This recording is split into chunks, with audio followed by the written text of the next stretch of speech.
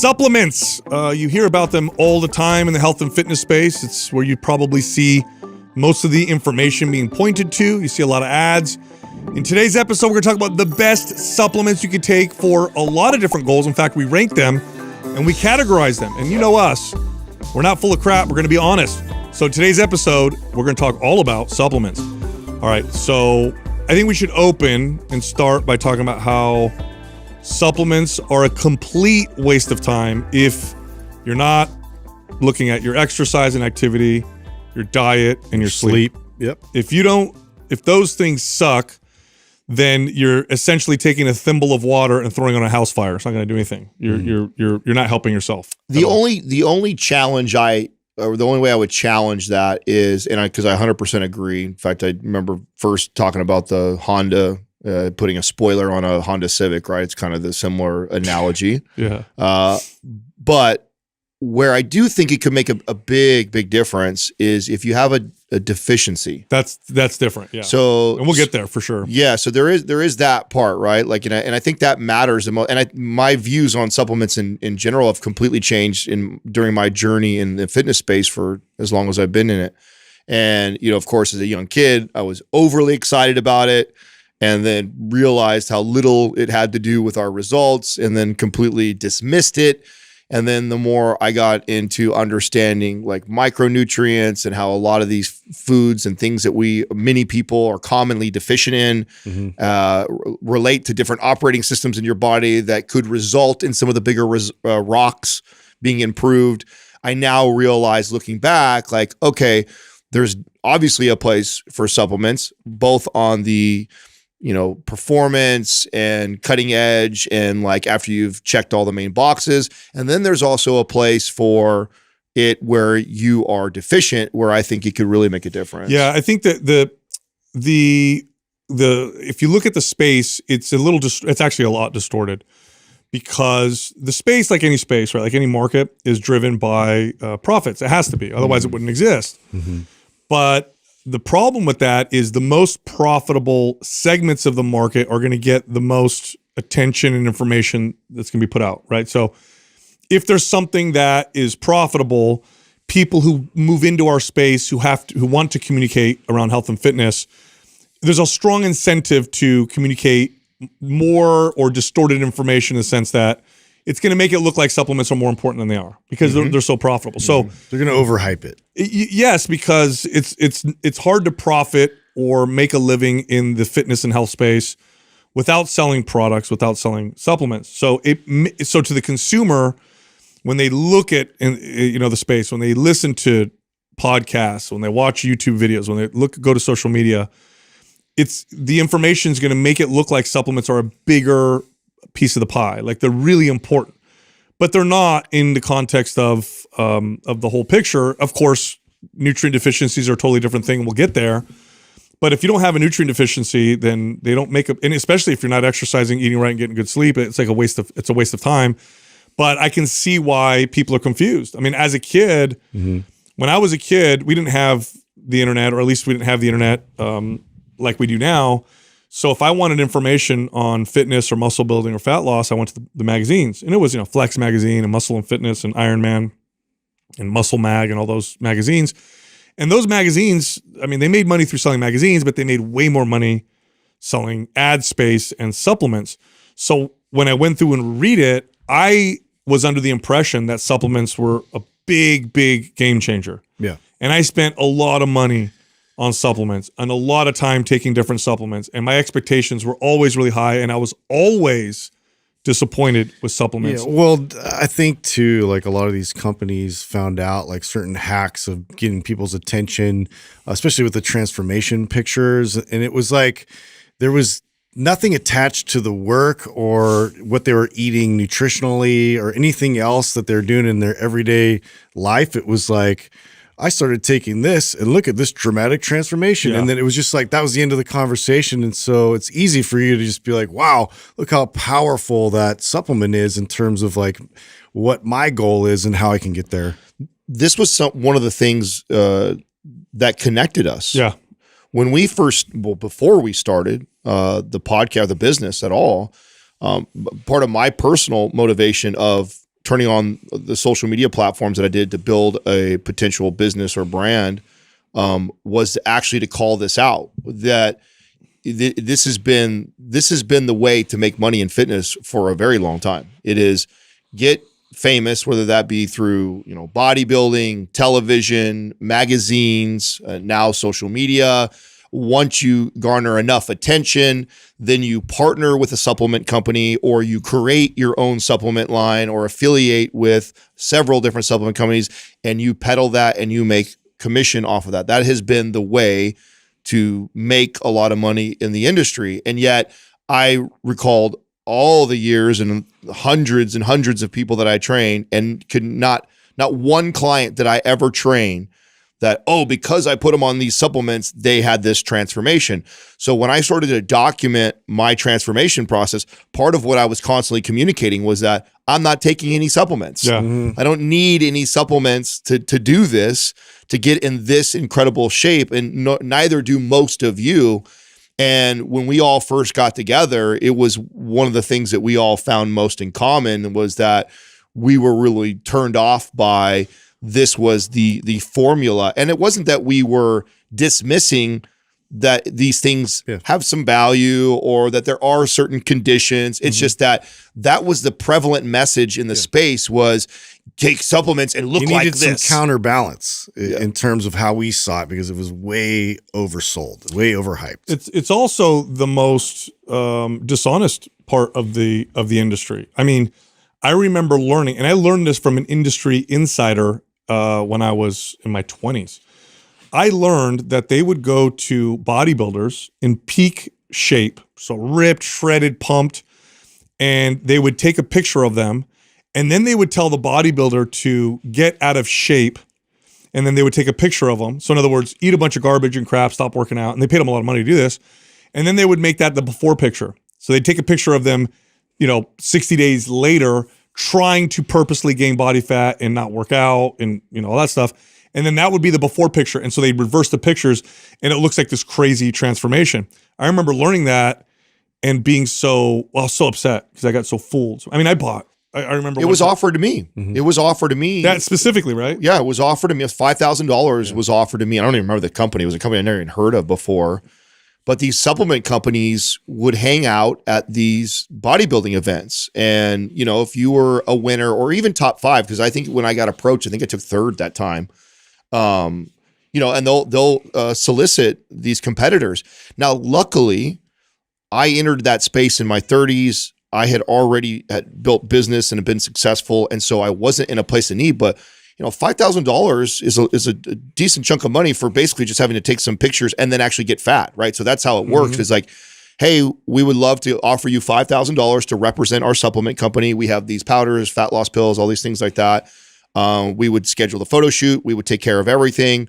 The only thing we actually want you to do is actually put on body fat, and then we're going to take photos afterwards, and that we will use that as it's your before picture, since you've already done the hard work to get in there.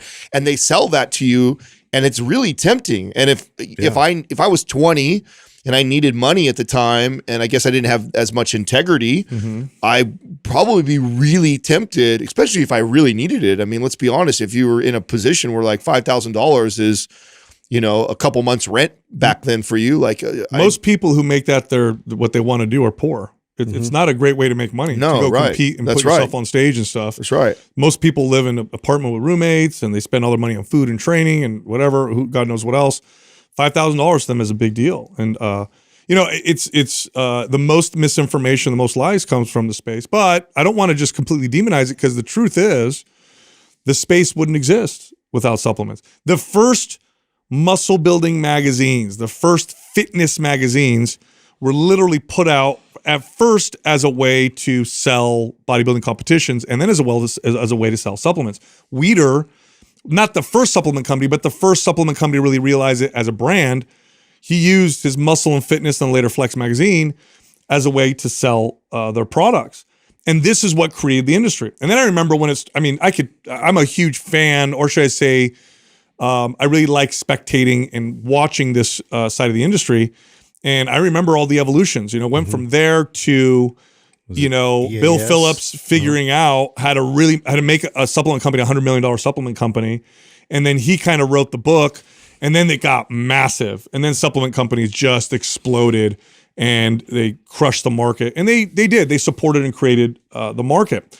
And so people have these really false expectations. Although now I think a lot of people are more privy to the false advertising and the lies, but they're still effective. Before and afters are still very effective, even if they look too good to be true, because it seems like it's proof that something's working. I've spent so much money on supplements as a kid, hard-earned money, you know, washing dishes at the pizzeria as a 15-year-old, and I'd save up my money and buy, you know, I remember Cybergenics, they'd sent me a box of like 15 bottles.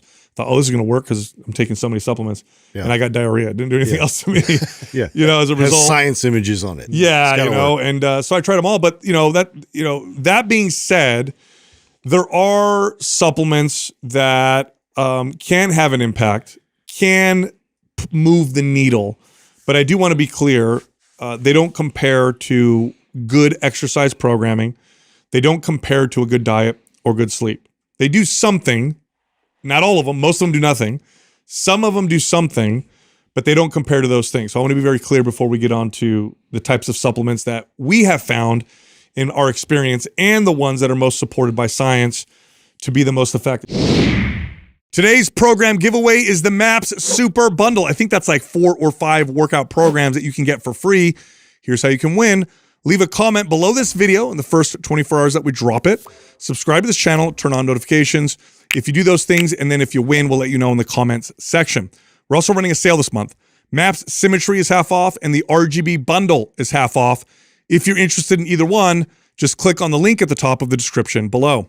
All right, here comes the show. Now, what we did is we actually categorized supplements because we're going to go down in order of importance and value. And so there are 3 categories. And the first one is the best supplements for nutrient deficiencies.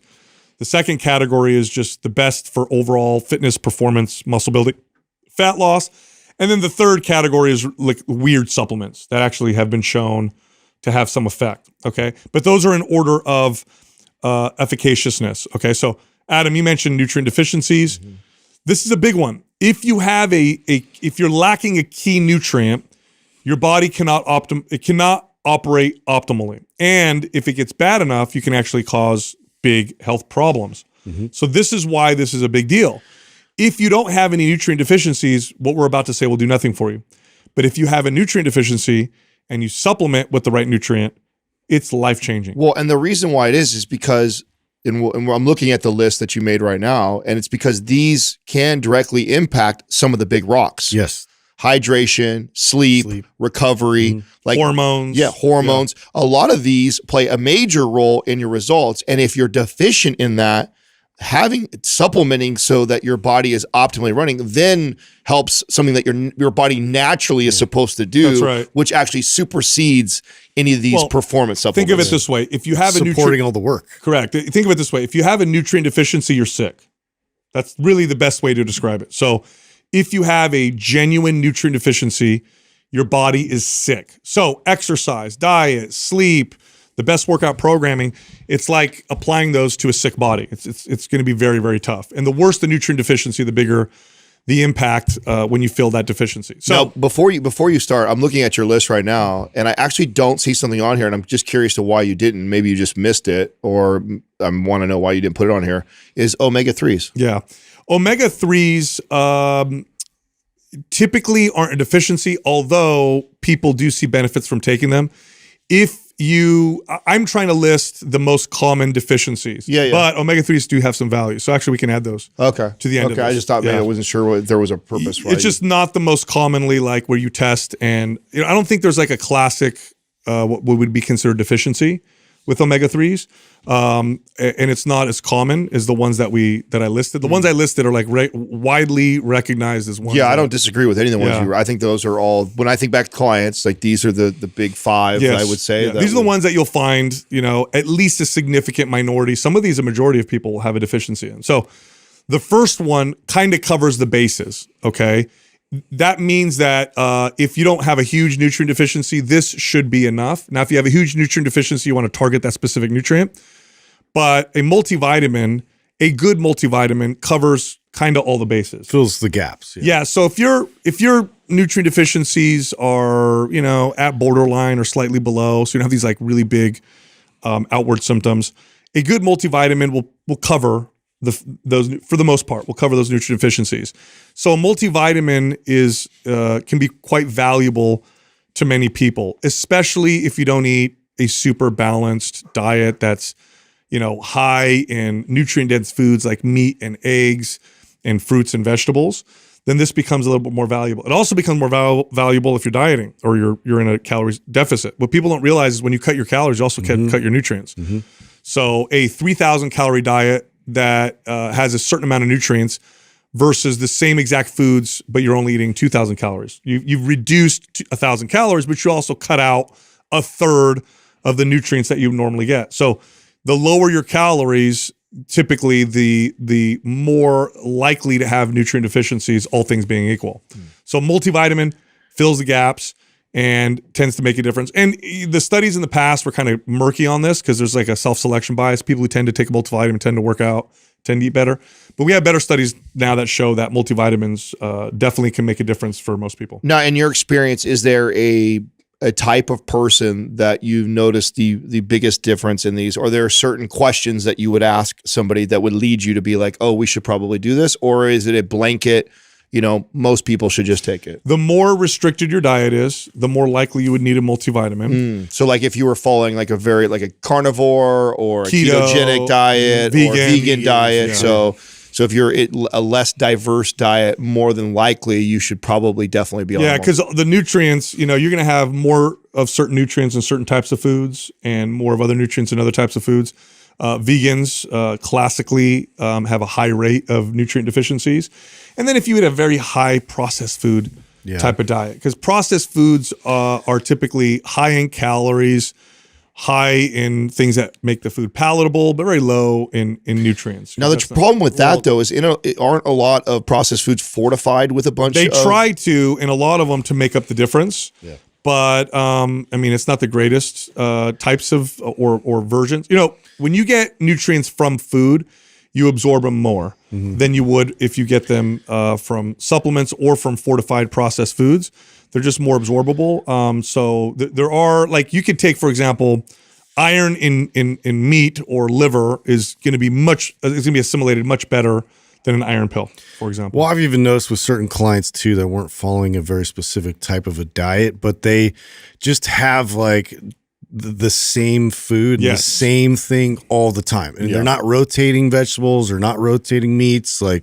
So this kind of fills the gaps with people like that kind of fall into that same kind of pattern. Yeah. Now, the most common single nutrient deficiency is a toss-up, but it's probably vitamin D, vitamin D3 over magnesium. Over magnesium, it's one of the higher nutrient deficiencies that people will have, and it's interesting. The worse the deficiency, the bigger the side effects. I mean, this one can cause depression, anxiety, joint pain. Low testosterone. Hormone effect to it. In fact, some people refer to vitamin D3 as a hormone. You know who had just discovered they had a deficiency? My dad. Now, my dad, the reason why he didn't realize this, he's outside all the time. Now, my dad is dark, so the sun doesn't convert, vitamin D as easily as it would in, like, let's say Justin, for example, or Doug. And he's not outside as much as he probably should be, or his ancestors evolved to be, because we're from Mediterranean. And I have theories around that. Sure, because this is something that I've figured out that I was massively deficient in, so massively that I was supplementing with it, and I still came tested back low in it, which that blew my mind. And I looked scratching my head like, that's so weird to me. But the biggest difference I can say in my life today as an adult versus when I was as a young kid, I lived outside. Always. Yes. I was in the sun 24/7 all the time. And then when I turned 20, I started working bell-to-bell job in these big buildings where I have nothing but fluorescent lights. And I was maybe on the weekends occasionally out in the sun doing some things like that. But I would say like a complete, like if you could say 80% of my childhood was in the sun, 20% was in closed doors, that did a complete flip. I went to like 80% of my life indoors, maybe at best 20%. So I have this theory that my body adapted to the little high levels of getting vitamin D naturally, like through the sun and stuff. And then I went later in my life and completely neglected it. And so it caused a greater. The darker your skin is naturally, the more sun exposure you get to create the same amount of vitamin D. So you'll see vitamin D deficiencies will be higher in people with darker skin. Oh, because we interesting. evolved. I say we, 'cause I'm dark too.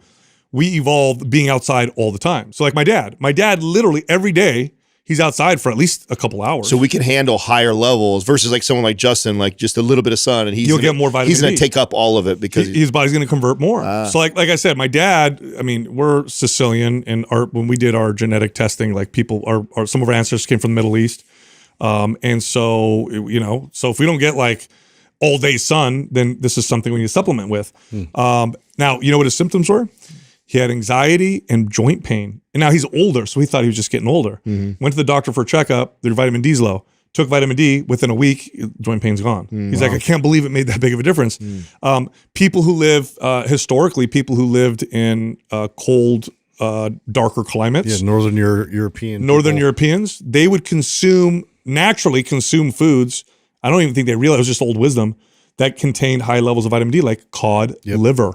Yep. Cod liver, it contains high levels of bioavailable vitamin D, and this is what they would consume in the winter to prevent winter illness or whatever they would call it. What was the deficiency? Like the extreme version of the deficiency? Rickets. Was it rickets? Yeah. Okay, Yeah, that's what I rickets. thought. So vitamin D3, some estimates 30%, some as high as 70% of the population.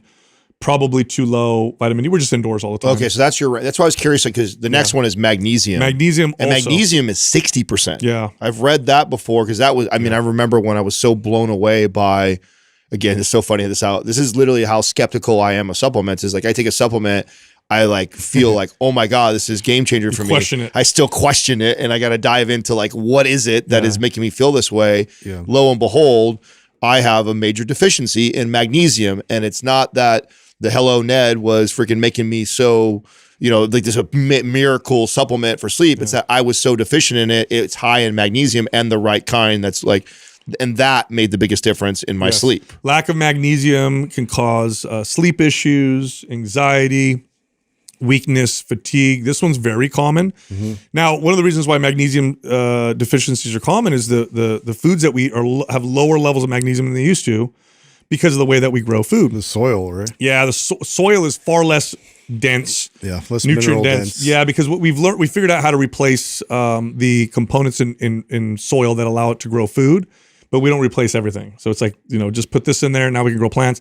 But now the plants and foods have lower levels of magnesium. So this is a common one. And supplementing with magnesium, by the way, not all magnesium is created equal. Magnesium glycinate is typically more bioavailable. Magnesium threonate seems to be better for the brain. And then there's like magnesium citronate, which you don't really absorb very well, but acts more like a laxative. And some people will use it in that way. So not all forms are the same, but this is one of the more common nutrient deficiencies. I should have known better because this is the same with like plants. Like I've told you guys before, what made me so fascinated with marijuana was that in plants, it's Certain types. It's NPK, right? So your nitrogen, phosphorus, and what's K? So Potassium? Potassium. Yes, thank you.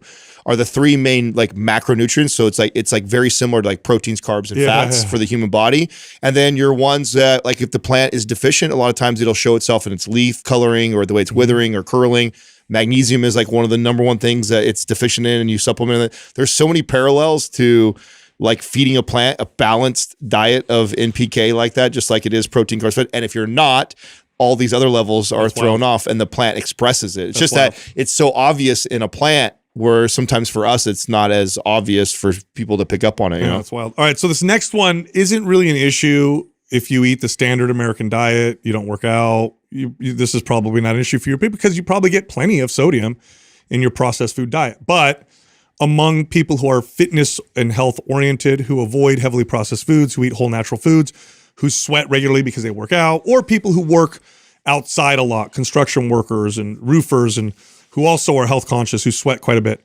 Sodium makes a big deal in most people when they bump their sodium intake if they eat a whole natural food diet and they work out a lot. Like this is so big that I know 8 out of 10 people that I recommend this to are going to come back to me and report that they saw a big difference. Well, this is huge in our community. Like, so if you're Right. listening to this podcast, I actually think this is one of the big ones. That's why I put it there. because you're a health and fitness person. If I'm talking to a friend of the family or even some family members that are not into health You're not and going to tell fitness, them this, though. I'm not even worried about this because of how much sodium is loaded in processed food. Right. But if you're a health conscious person and you would consider yourself somebody who eats mostly whole foods, this is actually like one of the first go-to things Totally. that I end up recommending that ends up making a huge difference. And a lot of that has to do with how much we demonized Yes, salt for that's- so I was just gonna long say that, yeah. that if you are a health conscious person, one of the things you right away do is like, oh, I should also reduce my salt. And you're like, oh shit, if you went from processed foods,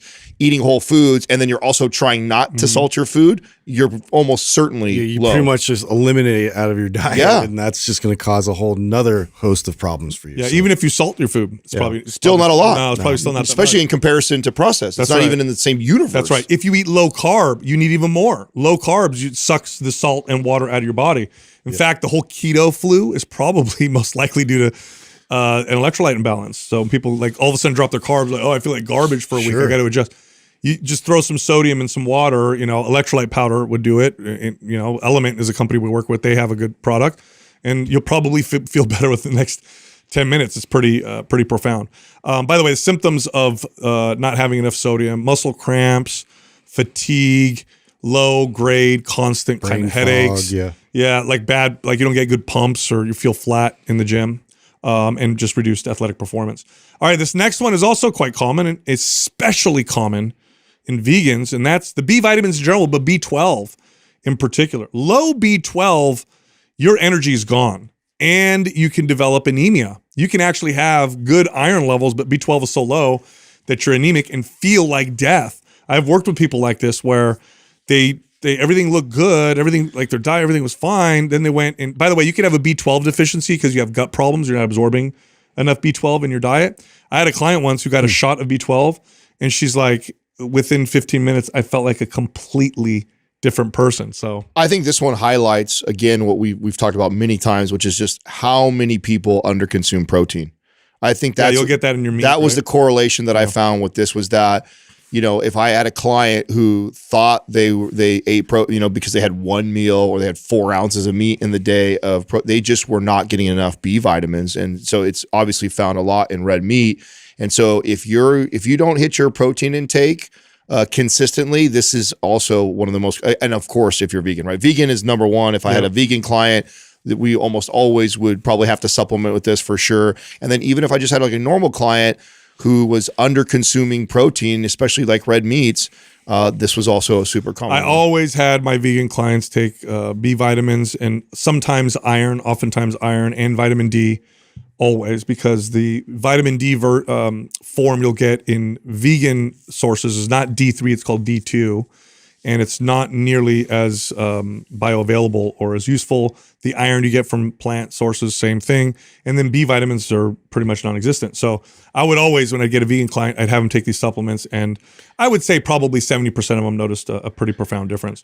All right, the next category are the best overall supplements for fitness that aren't necessarily filling nutrient deficiencies. No shocker to us, but maybe to you, there's only This two. is a short list. There's only two yeah. in this category. I like this though, because this is so true to like when I think back to the 2 things I have used the most or spent the most money on That's right. in my entire career. These are the 2. That's right. Right here. So the first one, which I will label the king of all supplements, because besides, again, nutrient deficiency filling supplements, because it's the one that has the most studies. It's the one that has been shown to be safe unequivocally across the board. It's also the one that contributes to not just muscle gain and fat loss and athletic performance, Cognitive. but now we see that it's good for the brain, it's good for the heart, it's good for the liver.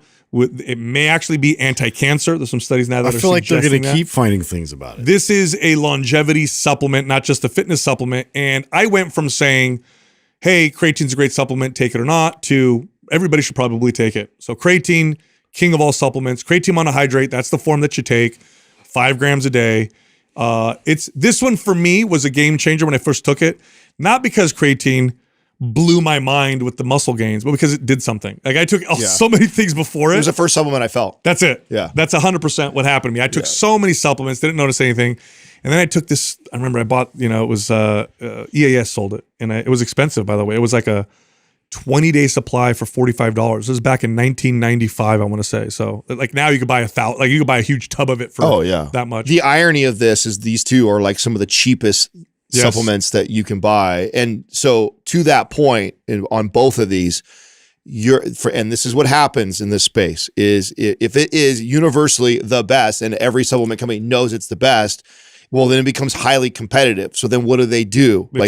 They try and market it in a way or change something about it. Our version is better. That's right. They'll change one thing about it, like how it's made or processed or what is added to it. Creatine citrate Yes. And then what they have to do is then put a lot of energy and effort into talking about the thing that's different about theirs to convince you to spend the extra $3 to $5 per bottle on it than going somewhere where it'd be less expensive. There is no version of creatine better than creatine monohydrate. That's the one that's studied. And so what you run the risk of by going with other forms of creatine is actually getting a worse form or one that might have some negative effects because of what it's attached to or how they made it. Creatine monohydrate, that's it, period, end of story. That's the creatine you want to buy. It's also the least expensive. But yeah, I remember taking it and my strength, after a week, I added 5 to 10 pounds on my lifts. And, I was a 16-year-old, maybe even younger, 15 or 16-year-old kid.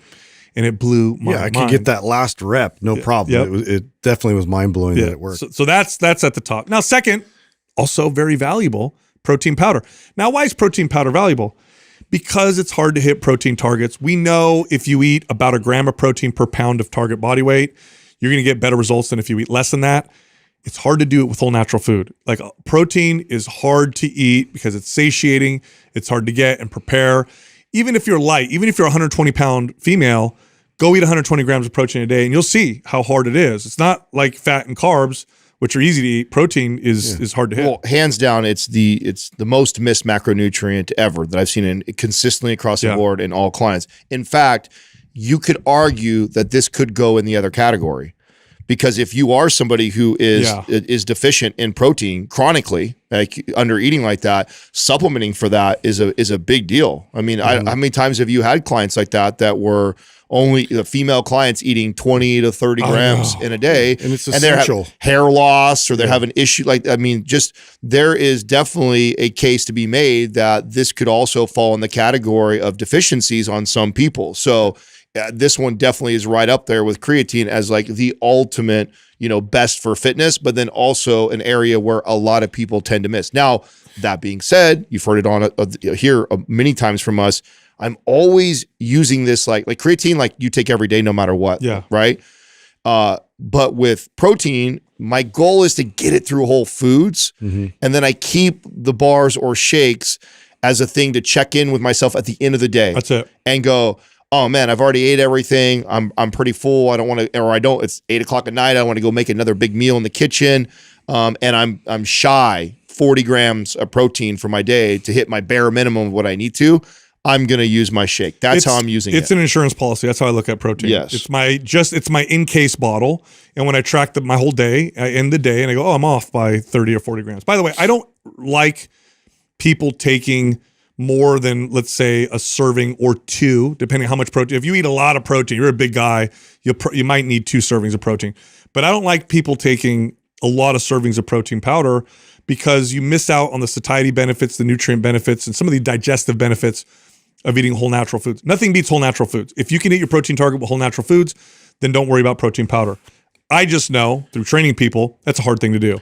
And unless you're a fitness fanatic and really pay attention, you're probably not eating enough protein, in which case protein powders make a big difference. Yeah, and it's going to take a little bit of work too to kind of, there's various versions of protein that you'll be able to digest effectively and assimilate. So, there's no like specific one we're recommending because everybody has individual needs and, they're going to receive it differently. So there's vegan sources, there's whey, there's all these other different sources and collagen and whatnot. So you just have to kind of work your way through that if it works best for your body. I like that. I'm so glad you said that, Justin. The number one thing to consider with a protein powder in the context of you actually hitting your protein targets is digestibility.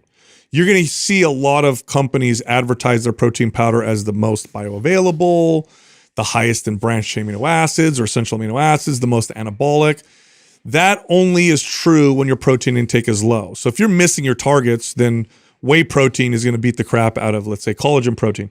But if you're hitting your targets, it doesn't matter, and the studies show this. You have plenty of amino acids because you're eating so much protein, it doesn't matter. So, and if you use protein the way we say it, which is to hit your target, then its digestibility is what you need to consider, and it doesn't matter. Nothing matters in terms of the source, except for the fact that I digest this the best, and that makes me feel the best. All right, last category. I saved this one for last because these are the least important. They're the fun ones. I like how you labeled it. Yeah, these are the best weird supplements for fitness. And I said they're weird because they're exotic or they're herbs or there's some kind of plant extract.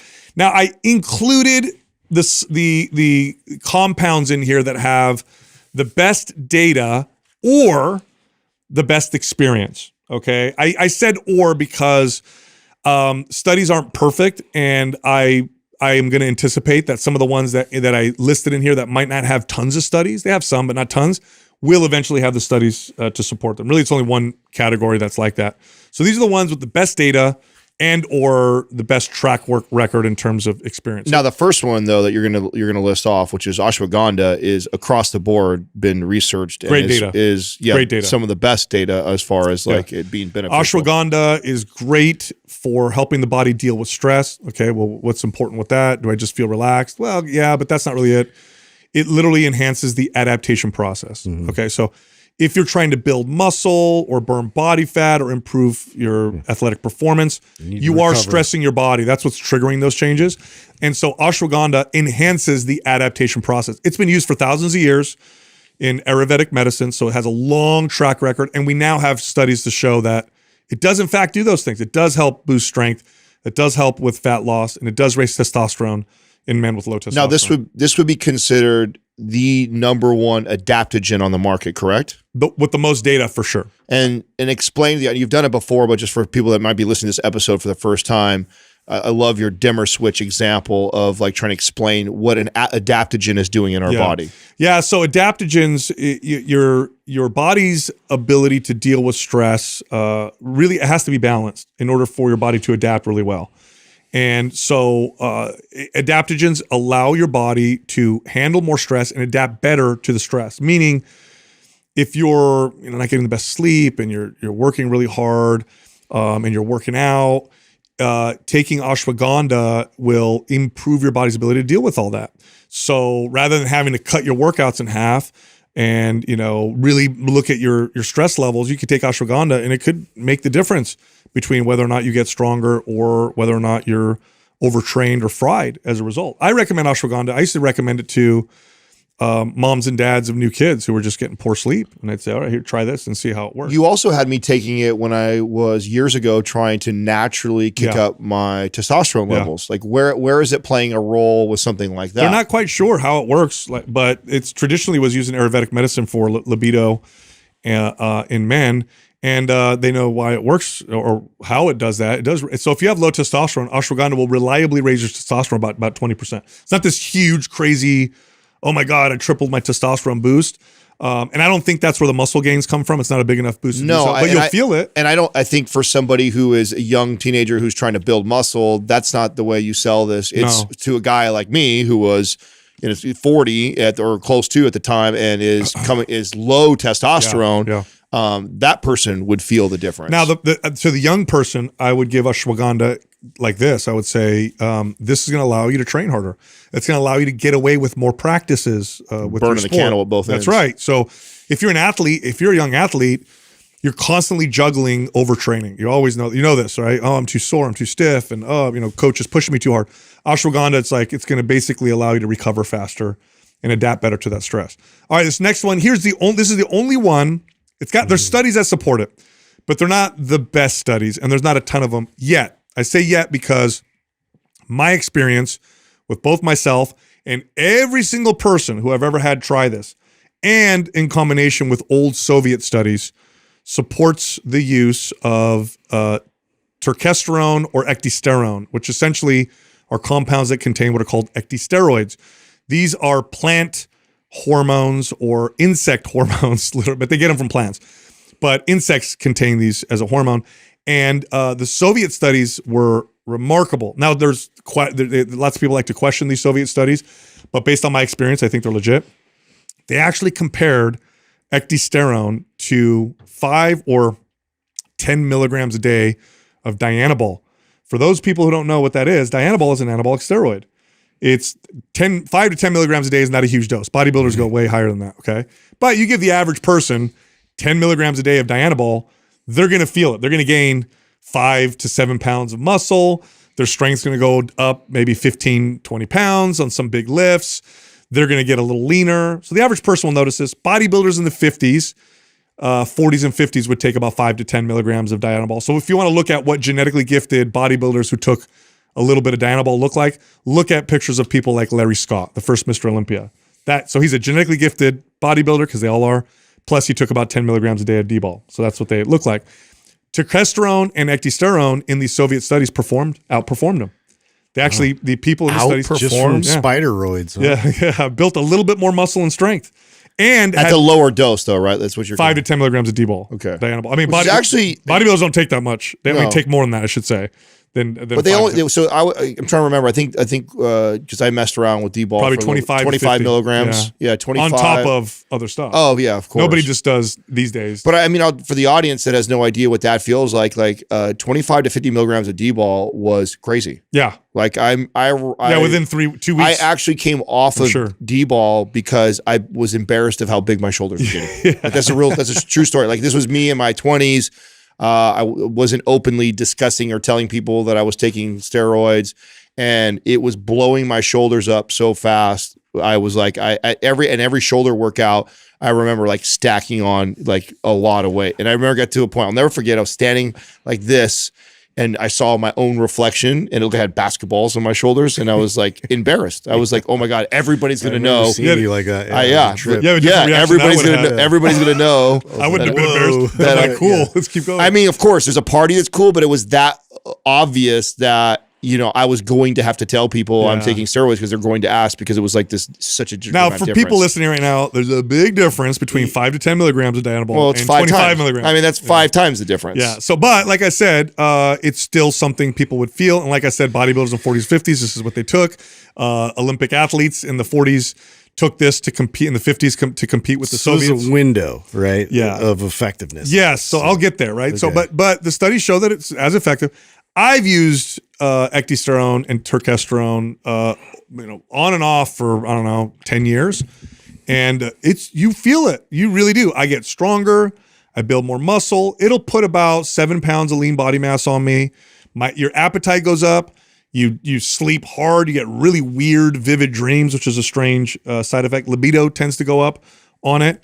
But the window of effect is about 45 to 60 days. After that, it stops doing anything. Oh, interesting. And I don't know how it affects women necessarily, because they are starting to think that the way that it works is through the estrogen receptor, which is strange. Which can't be good. Well, I mean, so here's the deal. It improves cholesterol profile. It's been shown to be good for the liver. It boosts the immune system. So it's actually like a good for you supplement as well, which they showed in the Soviet study, but they also show now. Interesting. Here's the problem. Good luck finding real turkesterone, ecdysterone. A lot of supplement companies out there saying they have it. It's expensive. It's hard to get. But if you find the real stuff, in fact, I found some real stuff, and we'll see later on if we end up working with this company. So I'm not going to mention them yet because I haven't vetted them completely.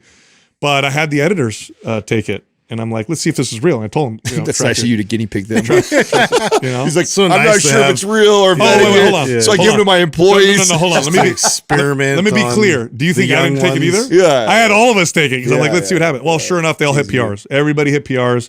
Everybody noticed their appetite go up. Everybody noticed they slept better. Interesting. Yeah. So it's legit. It's legit stuff. It's more of on the hardcore end, but there's a window. And when you go off, you do notice a little bit of a dip for a couple weeks before you come back up to normal. Next one. Next one is cordyceps. Cordyceps is weird because this is a fungus that takes over insects and acts like a zombie. Makes them zombies. Yeah. So the Chinese have used cordyceps for a long time. It does improve stamina and endurance. Studies will show this. It's also anti-cancer, antioxidant, and it's healthy for you. But when it comes to stamina and endurance, you feel this for sure. I don't notice it as much with strength training. unless I'm doing short rest supersets. When I did jujitsu, this was crazy. It was like I'd take it, and within a week, I was like, my stamina was like significantly better. Well, isn't there a famous story of the women's Olympic Chinese swimming team? Oh, the Chinese swim team. Who knows if this is really what happened, but they were winning, and ended, it's cordyceps. Maybe they were taking some other stuff. Oh, I thought they wanted tried to to point it to ban them because something. they were taking that. No, So I thought, cordyceps is legal. It's still legal, so you could take it. Yeah, no, I know it's still legal, but I thought that They were making a deal about it. they were making a deal about it because The it Chinese coaches said it was cordyceps, but who knows? It might have been just them being like, yeah, it's not some undetectable hormone that we just invented. Doesn't this also have some benefits with blood doping. your tolerance for like sauna and heat too? Yes. Now that I noticed, and that's other people have noticed, I don't know if there's any data to support this, that may be where the stamina comes from. The fact that you don't overheat as much. I'm wondering if that's where it comes from. Because I notice I can go in the sauna forever when I'm on cordyceps. There's some crazy studies about that, core temperature studies where remember that you put the glove that was like cooled down like in between bouts, and your recovery time was like in half. Yeah, pretty crazy. Lastly, this is another famous Soviet era herb. They actually gave this to their soldiers. And there's some crazy studies on rhodiola. They'll take mice, rats, and they'll have them swim until they drown. So basically like max exertion. I know, messed up, right? Yeah. But rhodiola significantly increases the amount of time, animals can swim until they drown. In athletes, this improves stamina, endurance. It's got some mild stimulatory effects. It's also acts as an adaptogen. Some people, if they use the recommended dose, start to feel a little bogged down or overheated. That happens to me. But if I use a lower than normal dose, this definitely makes a big impact. I remember we talked about that study a long time ago. If you remember, I want to hear what it was, because I remember it was like a crazy amount. Like it was, again, you correct me if I'm wrong here, but it was like the mice were thrown in a bucket with no cordyceps or no rhodiola. They, basically after a couple minutes, they drowned. The ones that were given it was like 10 times longer or something. It was like a ridiculous amount longer. It wasn't like 30 seconds longer and then they drowned. No. It was like they were able to sustain. That's why the Soviets studied this, because they're like, if we go in this long drawn out, remember the Soviets, this was after World War II, where it was a crazy war. And they said, our soldiers can survive longer in cold weather, no food, no sleep. Like it's and just being out there with needing crazy stamina. That's why they invested so much time and money in rhodiola. Rhodiola's got a lot of studies that support it, and it actually works. I personally use rhodiola as a way to come off caffeine. Okay, so coming off caffeine. That's what's in the red. Is that in red juice? Correct. Okay. That also has cordyceps. The Organifi red juice has both, but rhodiola for me helps me with caffeine withdrawal. Otherwise, it's terrible. Because I notice it gives me a little bit of energy, a little bit of stimulant effect, and I don't feel like I'm, brain dead because my caffeine intake is down to 0. So there you have it. Those are the best supplements in each of the categories that we listed. If you like our show and you want more free stuff from us, we got a lot. Go to mindpumpfree.com, check out all of our fitness guides. We have guides that can help you with all kinds of fitness goals, everything from building muscle to burning body fat to improving longevity. You can also find all of us on social media. Justin is on Instagram at mindpumpjustin. I'm on Instagram at mindpumpdestefano, and Adam is on Instagram at mindpumpadam.